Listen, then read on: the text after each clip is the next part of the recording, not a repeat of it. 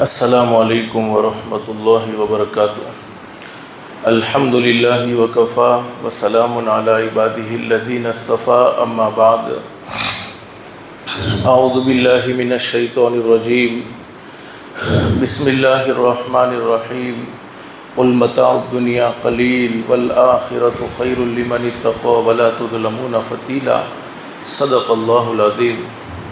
قال النبی صلی اللہ علیہ وسلم الکیس من دان نفسہ وعمل لما بعد الموت والعاجز من اتبع نفسہ ہواها وتمنى علی اللہ، او کما قال النبی صلی اللہ علیہ وسلم۔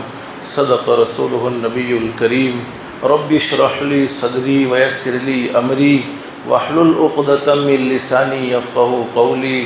سبحانک لا علم لنا الا ما علمتنا انک انت العلیم الحکیم۔ درود شریف پڑھ لیں۔ اللہم صلی علی محمد وعلی آل محمد کما صلیت علی ابراہیم وعلی آل ابراہیم انک حمید مجید۔ اللہم بارک علی محمد وعلی آل محمد کما بارکت علی ابراہیم وعلی آل ابراہیم انک حمید مجید۔ قرآن اور حدیث کے تمام علوم کو ہم جمع کر لیں اور قرآن اور حدیث کے تمام علوم کا ہم مطالعہ کریں تو ہمیں تین طرح کے عالم معلوم ہوتے ہیں، یعنی تین طرح کی دنیا معلوم ہوتی ہے۔ ایک تو وہ عالم ہے جہاں کبھی پریشانی نہیں، جہاں کبھی دکھ نہیں، جہاں کبھی تکلیف نہیں، جہاں کسی قسم کا کوئی ٹینشن نہیں، جہاں کسی قسم کا کوئی خوف نہیں، اور ہم سب جانتے ہیں کہ اس عالم کو جنت کہتے ہیں۔ اور ایک وہ عالم ہے جہاں دکھ ہی دکھ، جہاں پریشانی ہی پریشانی، جہاں تکلیف ہی تکلیف، راحت کا کوئی نام و نشان نہیں، اور ہم سب جانتے ہیں کہ اس عالم کو جہنم کہتے ہیں۔ اور ایک وہ عالم ہے جہاں کبھی پریشانی ہے تو کبھی راحت ہے، کبھی دکھ ہے تو کبھی سکھ ہے، کبھی تکلیف ہے تو کبھی اللہ کی طرف سے عافیت بھی ہے، اور اس عالم کو ہم سب جانتے ہیں کہ دنیا کہتے ہیں۔ اور اس وقت ہم دنیا میں موجود ہیں۔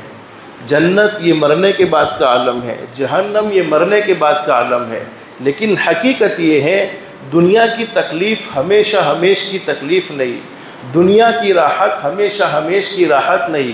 اور قرآن کریم میں اللہ پاک ہمیں یہی بات سمجھا رہے ہیں۔ فرمایا قرآن کریم میں اللہ رب العالمین فرماتے قل متاع الدنیا قلیل، میرے محبوب حضرت محمد الرسول اللہ صلی اللہ علیہ وسلم دنیا میں بسنے والے لوگوں کو یہ باتیں بتلا دو، دنیا میں بسنے والے لوگوں کو یہ باتیں سمجھا دو۔ دنیا کی شارٹ زندگی، دنیا کی ختم ہونے والی زندگی تمہارے دیکھتے دیکھتے ختم ہو جائے گی۔ جس دنیا کی محبت میں تم آپس میں نفرت بھری زندگی گزارتے ہو، جس دنیا کی محبت میں تم نے لڑائی جھگڑوں میں زندگی گزاری ہے، فرمایا کہ یہ تو تمہارے دیکھتے دیکھتے ختم ہو جائے گی، تمہیں اس کا احساس بھی نہیں ہوگا۔ اور آگے اللہ قرآن کریم میں فرماتے ہیں وَلَا تُظْلَمُونَ فَتِيلًا، کسی پر کوئی ظلم نہیں، کسی پر کوئی زیادتی نہیں، ہر ایک کے ساتھ انصاف کا معاملہ ہوگا۔ بعض دفعہ کچھ واقعات دنیا میں رونما ہوتے ہیں، کچھ واقعات ہمیں دیکھنے ملتے ہیں تو وہ واقعات ہمیں بہت بڑا پیغام دے کر جاتے ہیں۔ جیسے آج بہت سے لوگوں نے یہ خبر سنی ہے کل سے کہ احمد آباد سے ایک فلائٹ جا رہی تھی اور وہ حادثے کا شکار ہو گئی۔ حقیقت یہ ہے کہ کرنے دھرنے والی ذات بولو کس کی ہے؟ اللہ کی۔ ہم سب کا یہ عقیدہ ہونا چاہیے کہ اللہ جو چاہتے ہیں وہی ہوتا ہے، لیکن ہمارے آقا حضرت محمد الرسول اللہ صلی اللہ علیہ وسلم نے ہمیں یہ باتیں سمجھائی ہیں۔ خود حضرت نبی کریم صلی اللہ علیہ وسلم ایک مرتبہ صحابہ کرام کے درمیان میں تشریف فرمائے اور حضور صلی اللہ علیہ وسلم نے فرمایا میرے صحابہ کرام، جب میں تمہیں نماز پڑھاتا ہوں تم میرے پیچھے نماز پڑھتے ہو، میں ایک طرف سلام پھیرتا ہوں السلام علیکم ورحمۃ اللہ، تو مجھے دوسری طرف سلام پھیرنے کی کوئی امید نہیں ہوتی، یعنی میں اپنی زندگی کے بارے میں اتنا بھی بھروسہ نہیں رکھتا ہوں کہ دوسری طرف میں سلام پھیر سکوں گا کہ نہیں پھیر سکوں گا۔ اور ایک مرتبہ حضور صلی اللہ علیہ وسلم نے فرمایا میرے صحابہ کرام، جب میں کھانے کے لیے لقمے کو اٹھاتا ہوں اور اپنے منہ میں رکھتا ہوں تو مجھے یہ امید نہیں کہ یہ لقمہ میرے حلق سے نیچے اترے گا یا نہیں اترے گا، پتہ نہیں زندگی سے کب چلا جانا ہو جاوے، کسی کو بولو معلوم ہوتا نہیں ہے۔ مولانا جلال الدین رومی رحمۃ اللہ علیہ نے بڑی زبردست بات مثنوی میں بیان فرمائی ہے۔ ایک مرتبہ حضرت سلیمان علیہ السلام تشریف فرمائے اور حضرت سلیمان علیہ السلام کے پاس ایک عام آدمی آ گیا، کہا حضرت بہت ٹینشن میں ہوں، بہت غم میں ہوں، بہت تکلیف میں ہوں۔ حضرت سلیمان علیہ السلام اس کے چہرے کو دیکھ کر بھی سمجھ رہے ہیں کہ بڑا ڈرا ہوا چہرہ ہے۔ تو حضرت سلیمان علیہ السلام نے فرمایا اللہ کے بندی کون سی تکلیف میں مبتلا ہے، اللہ کے بندے کون سے غم نے تجھے پریشان کیا ہے؟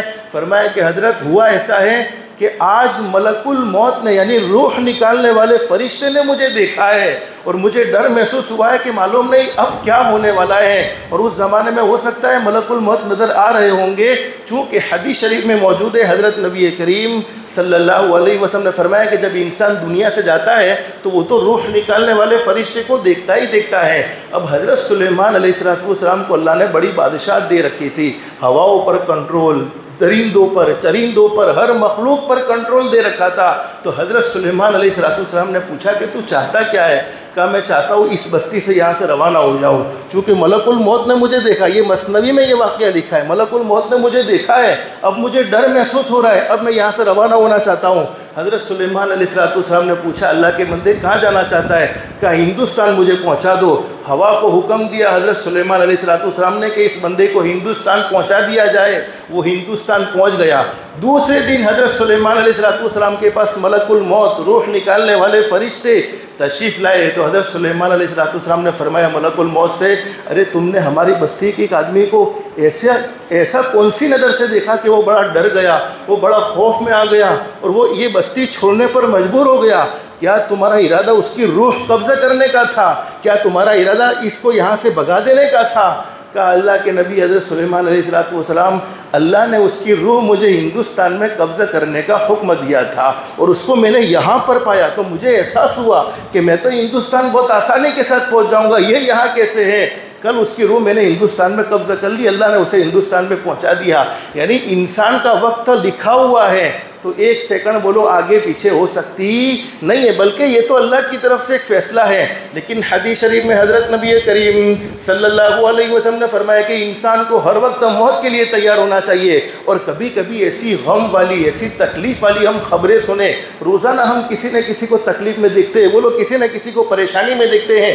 صحیح حدیث میں ہے کہ جو کسی کی پریشانی کو دیکھ کر خوش ہو جاوے، ہمارا پڑوسی پریشان ہو، ہمارا رشتہ دار پریشان ہو، ہمارا بھائی پریشان ہو، ہمارے تعلقات والے پریشان ہو اور ہم اس کی تکلیف کو دیکھ کر خوش ہوتے ہیں، حدیث شریف میں لکھا ہے کہ خوش ہونے پر اللہ پاک وہ تکلیف اس سے ہٹا لیتے ہیں اور خوش ہونے والے کے سر پر ڈال دیتے ہیں۔ لیکن کسی آدمی کو پریشان دیکھا، کسی بستی میں دیکھا کہ اتنا بڑا حادثہ ہو گیا جو حادثہ قابل برداشت نہیں تھا، اور ہم نے ایک دعا پڑھ لی، الحمدللہ الذی عافانی مما ابتلاک بہ وفضلنی علی کثیر ممن خلق تفضیلا۔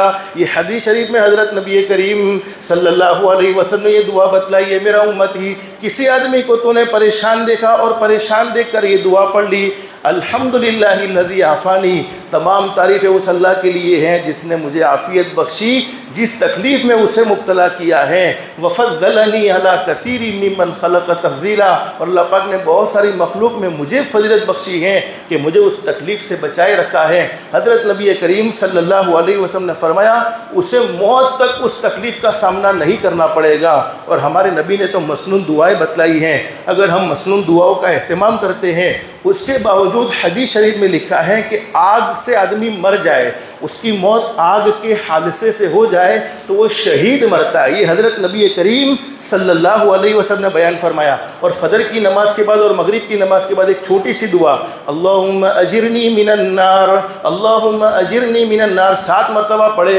حدیث شریف میں فرمایا نبی کریم صلی اللہ علیہ وسلم نے 7 مرتبہ پڑھنے کی برکت سے فجر کی نماز کے بعد 7 مرتبہ پڑھی ہے، اللہ رب العالمین کی طرف سے فیصلہ ہو گیا کہ اللہ پاک نے اسے جہنم سے آزادی نصیب فرما دی۔ اور ایک دوسری حدیث میں لکھا ہے اگر اس دن اس کا انتقال ہو گیا تو وہ شہید مرا ہے۔ مغرب کی نماز کے بعد 7 مرتبہ پڑھ لی، اللہم اجرنی من النار، اللہم اجرنی من النار، اس رات انتقال ہوا، اللہ پاک نے جہنم سے آزادی کا فیصلہ سنا دیا اور اس رات مرا تو وہ شہید مرا۔ لیکن حدیث شریف میں لکھا ہے کہ جب اللہ پاک دنیا کی آگ سے جہنم کی آگ سے ہمیں چھٹکارا نصیب فرما سکتے ہیں تو کیا دنیا کی آگ سے نہیں بچا سکتے ہیں؟ تو دنیا کی آگ کے حملے سے بھی اللہ پاک محفوظ رکھیں گے۔ اب جنات کس چیز سے بنے ہوئے ہیں؟ ہم سب کو معلوم ہے آگ سے بنے ہوئے ہیں۔ اگر اس دعا کا کوئی 7 مرتبہ پڑھنے کا اہتمام کرے، فجر کی نماز کے بعد 7 مرتبہ پڑھے، مغرب کی نماز کے بعد 7 مرتبہ پڑھے، تو اللہ کی ذات عالی سے امید اللہ پاک اسے جنات اور جادو کی تکلیف سے بھی بچا لیں گے۔ تو اصل یہ واقعہ ہمیں یہ پیغام دیتا ہے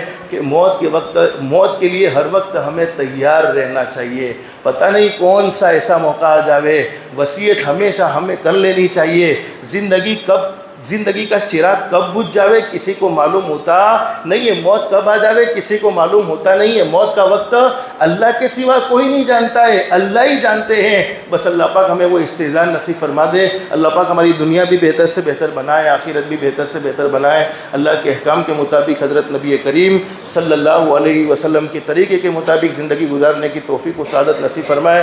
جمعہ کا مبارک دن ہمارے نبی حضرت محمد الرسول اللہ صلی اللہ علیہ وسلم کے احسانات ہم پر اتنے ہیں کہ ان کو گننا چاہے تو گن نہ سکے، شمار کرنا چاہے تو شمار نہ کر سکے۔ جتنا بھی ہو سکے حضرت نبی کریم صلی اللہ علیہ وسلم کی ذات گرامی پر درود شریف کا بھی خاص طور پر اہتمام کریں گے۔ اللہ پاک ہم سب کو کثرت سے درود پاک کا اہتمام کی توفیق نصیب فرمائے۔ کہنے سننے سے زیادہ اخلاص، استخلاص اور استقامت کے ساتھ عمل کی توفیق نصیب فرمائے۔ آمین یا رب العالمین۔ وآخر دعوانا ان الحمدللہ رب العالمین۔ جن کی سنتیں باقی وہ سنتیں پڑھ لیں، جو سنتوں سے فارغ ہو گئے دعاؤں میں، درود شریف میں، استغفار میں لگ جائے۔